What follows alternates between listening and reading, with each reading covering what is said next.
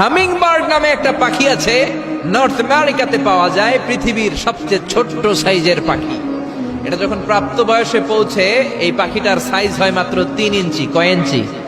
পৃথিবীর সব পাখি সামনের দিকে উড়ে, আর এই হামিং বার্ড সামনেও যেমনি উড়ে, পিছনের দিকে উঠতে পারে। সুবহানাল্লাহ কইলেন না? এই পাখিটা প্রতি সেকেন্ডে তার পাখা ঝাপটায় 80 বার। কয়বার? আমি আপনি আমাদের হাতগুলো 1 সেকেন্ডে ঝাপটাতে পারবো কয়বার? 4 বার, সবচেয়ে বেশি হলে 5 বার। আর এই পাখিটা প্রতি সেকেন্ডে তার ডানা ঝাপটায় 80 বার। চিল্লায় এখন সুবহানাল্লাহ।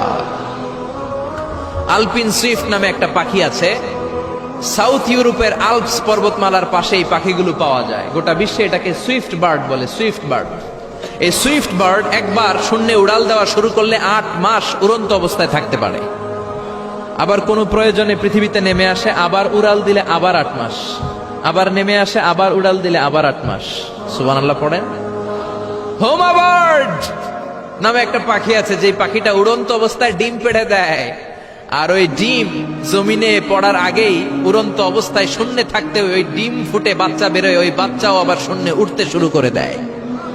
এজন্য রব্বুল আলামিন বলেন, আওয়ালাম ইয়ারাউ ইলাত তায়রি ফাওকাহুম সাফাতিন ওয়া ইয়াকবিদ মা ইউমসিকুহুন্না ইল্লার রাহমান ইন্নাহু বিকুল্লি শাইইন বাসীর।